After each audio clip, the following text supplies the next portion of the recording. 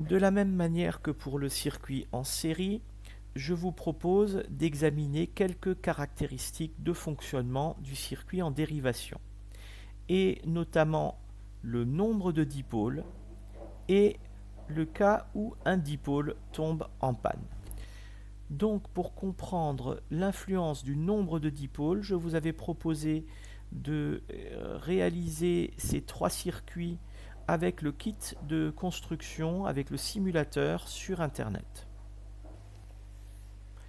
Alors cette fois, je construis le circuit avec vous. Donc on constate qu'on a un premier circuit avec une seule ampoule. Eh bien, on voit que l'ampoule brille fortement. Le second circuit, pour l'instant, ne comporte qu'une seule ampoule.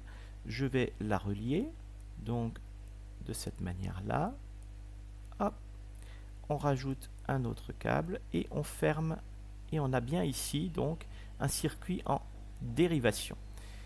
Alors, pour mieux voir l'éclat des ampoules, je vais l'écarter un petit peu. Et on voit que malgré la présence d'une seconde ampoule, eh bien, l'éclat de la première ni de la deuxième n'a changé. En fait, on a bien un éclat maximum comme dans le circuit en série. Je vais rajouter une troisième ampoule.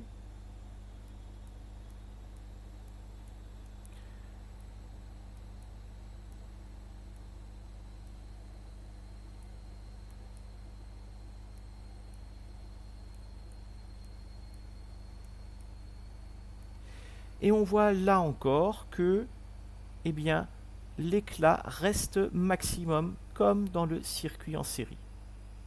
Je pourrais rajouter une quatrième, une cinquième, une sixième ampoule et on aurait toujours le même résultat.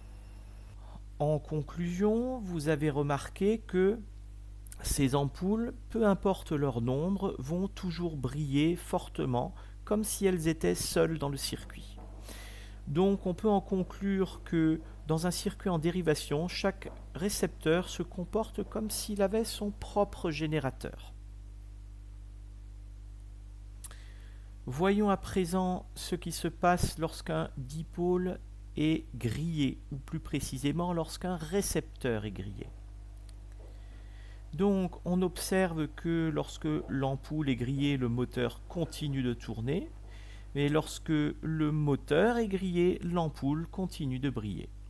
Donc cela signifie que si l'un des deux récepteurs est grillé, l'autre continue de fonctionner. En conclusion, on peut dire que dans un circuit en dérivation, lorsqu'un dipôle est endommagé, il se comporte bien sûr comme un interrupteur ouvert, mais uniquement dans la boucle où il se trouve. Donc, imaginons que je supprime ici l'ampoule et que je laisse un interrupteur ouvert à la place. La boucle contenant le moteur sera toujours fermée. De la même manière, si je mets un interrupteur ouvert à la place du moteur, eh bien, la boucle contenant l'ampoule sera, elle, toujours fermée.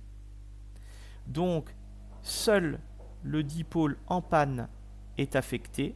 Les autres dipôles dans le circuit en dérivation, les autres récepteurs, ne sont pas affectés par la panne et continuent de fonctionner.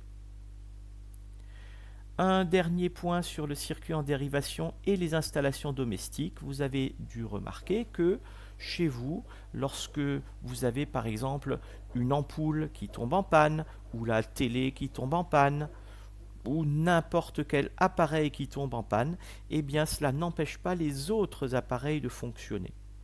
Eh bien en fait, un circuit électrique à la maison est réalisé uniquement avec des circuits en dérivation. C'est un grand circuit en dérivation. Et chaque appareil électrique, la machine à laver, le réfrigérateur, le four, la télé, etc., sont branchés en dérivation.